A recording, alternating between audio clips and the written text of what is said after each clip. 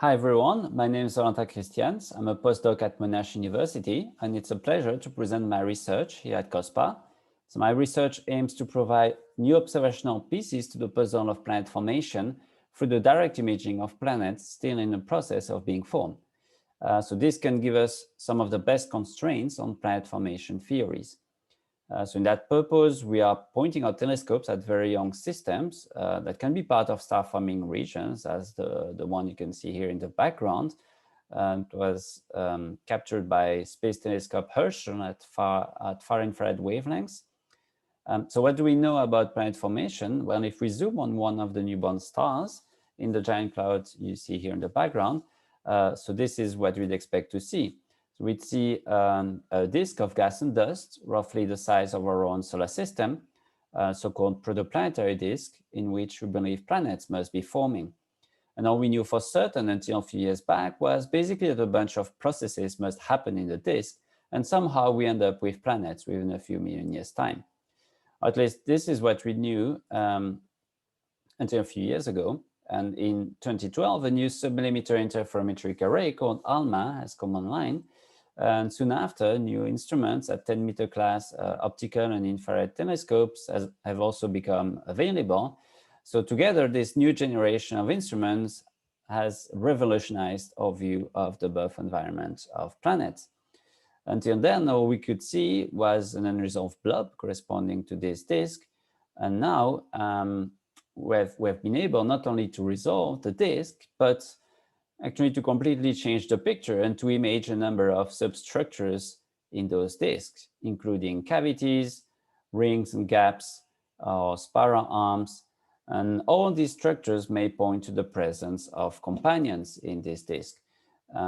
So we've been gathering these new observational pieces to the puzzle of planet formation, but now we need to directly image these protoplanets to connect the dots and understand precisely how these structures are connected to embedded planets and what they tell us about the formation process. So how can we do that? Planets are much fainter than the star they orbit. They can be up to 1 million or 1 billion times fainter than the star, depending on the wavelength and the age of the system. And in addition, star-forming regions are relatively far away, so to probe astronomical unit scales, one needs an angular resolution better than a fraction of an arc-second. So this is a very challenging task to image those planets. It has been compared to trying to image a firefly 1 meter away from a lighthouse. Unfortunately, we haven't found the switch for stars yet. And since stars are far away from us, this is for trying to image a firefly 1 meter away from a lighthouse that is located 1,000 kilometers away from us. So fortunately, newborn planets are expected to be brighter in infrared and hence a bit easier to detect. So one still needs to reach a high contrast, the order of 1,000 or 10,000. So how does one reach such high contrast at high angular resolution? Well, there are basically 4 pillars to high contrast imaging. The first pillar is adaptive optics, which corrects for atmospheric turbulence in real time. So you have a more point-like point spread function for the star. So this helps you reach a high contrast at high angular resolution. And this is the kind of image you get for first generation adaptive optic instrument. But nowadays we get with the latest generation of adaptive optics instruments or extreme AO instruments, this kind of images where we get much better stability of the point spread function, and we can even see several airy rings in the PSF. So that's one first step. So the second pillar is coronagraphy. So a coronagraph is a device composed of several optical elements, such as a physical mask and a heliostop, that are placed in the optical path coming out from your telescope. And a lot of design of coronagraphs, but the point they share in common is the cancellation of as much of the light from the star while preserving as much physical signal from its vicinity. So basically this helps to reach a higher contrast in the vicinity of the star. The third and fourth pillars are entwined and consist in a relevant combination of observing strategy and image post-processing algorithm. So observing strategies include angular differential imaging, spectral differential imaging, or polarimetric differential imaging. So I won't go into the details of those strategies, but they all share in common the goal of isolating circumstellar signal, authentic signal, be it disk or planet signal, from spurious speckle signal from the star in one way or another. And the post-processing algorithm leverages on this diversity to model and subtract the emission from the star without subtracting the emission from a planet or a disk. So the algorithm finally combines all the residual images where the star has been subtracted into a final image such as this one, where you're left to assess whether your residual signals are authentic or tracing artifacts. So using these four pillars, one can effectively turn off the lighthouse and go from this raw adaptive optics fed coronagraphic sequence of images obtained by SPHERE at the Very Large Telescope. So one can go from this to this kind of final image on the right, in this case showing the PDS-70 system. So this system is the first and so far only system with a confirmed direct detection of a protoplanet. So there have been a number of other protoplanet detection claims in the past decade. However, most of them either need further confirmation or have already been shown to trace extended circumstellar disk signal that have been filtered into a point source by the post-processing algorithm. So let's dive a bit more onto PDS-70 and see what we have learned so far. So planet B was first detected at infrared wavelengths by two independent teams using two different instruments, and it was then confirmed to emit a significant H-alpha signal. So the H-alpha 9 is a known tracer for hot gas being accreted onto either a planet mass or a stellar mass companion.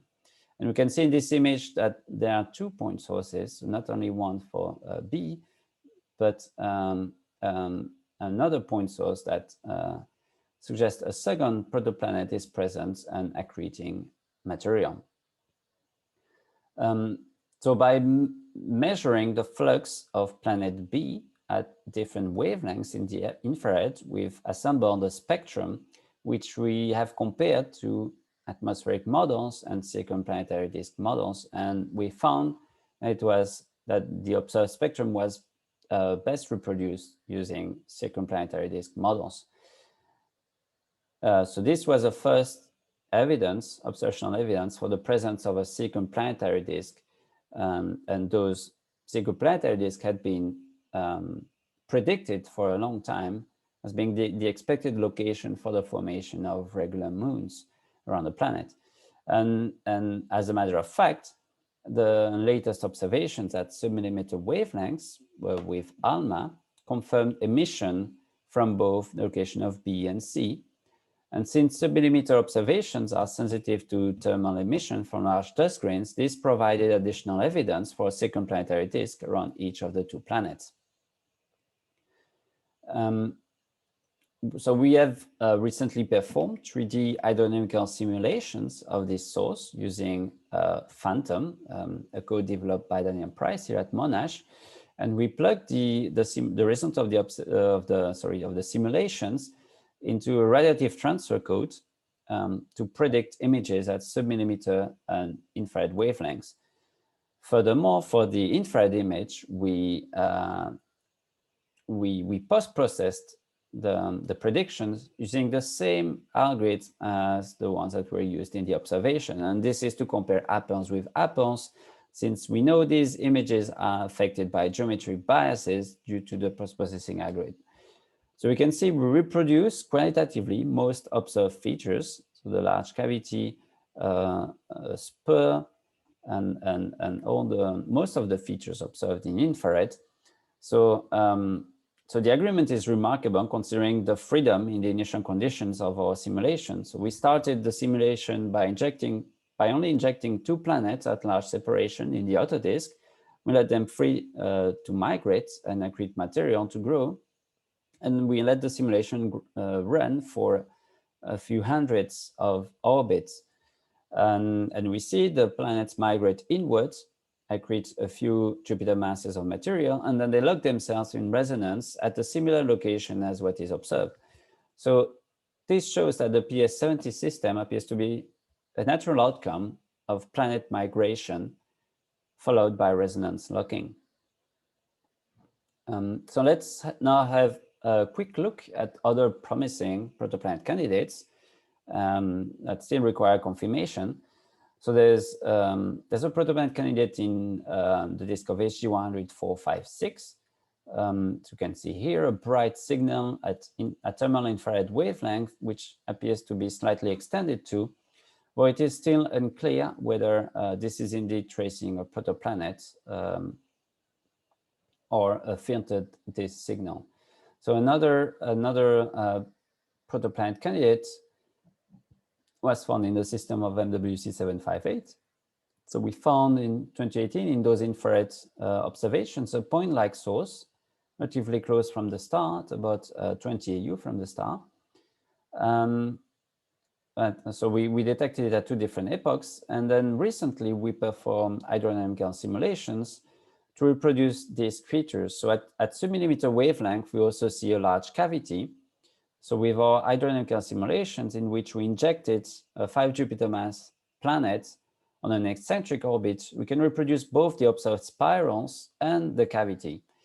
And interestingly, to match the spirals, and the planet must be located near the point source at a time step where the spirals are well reproduced. So this could suggest the point source is indeed a protoplanet. Another companion we found is in the system of Sierra 9.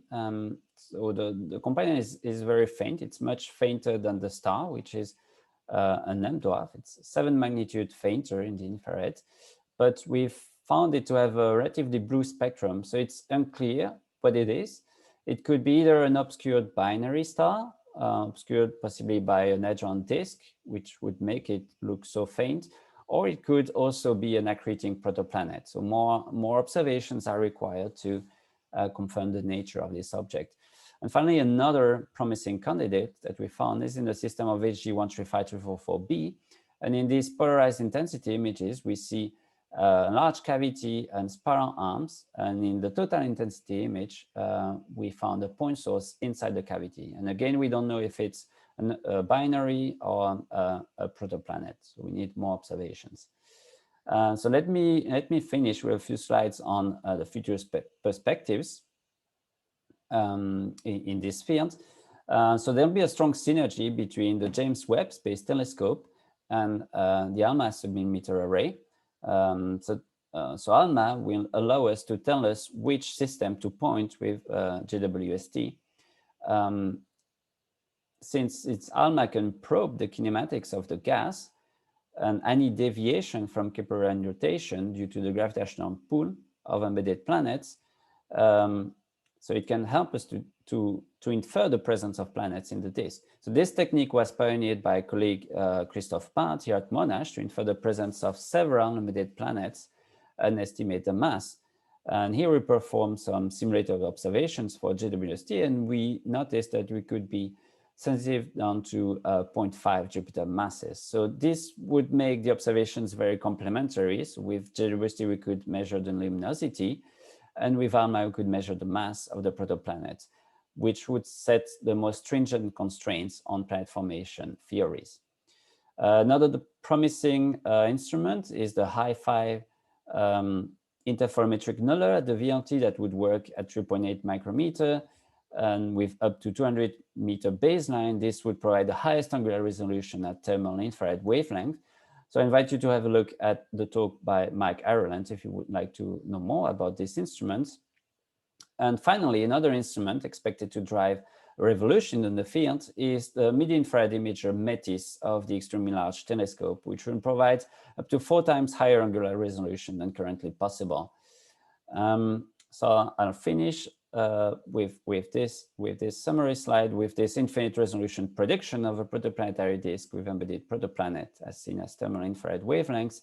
And to build a full picture like this of how planets form, we will need the synergy from these different instruments and telescopes. Thank you for your attention.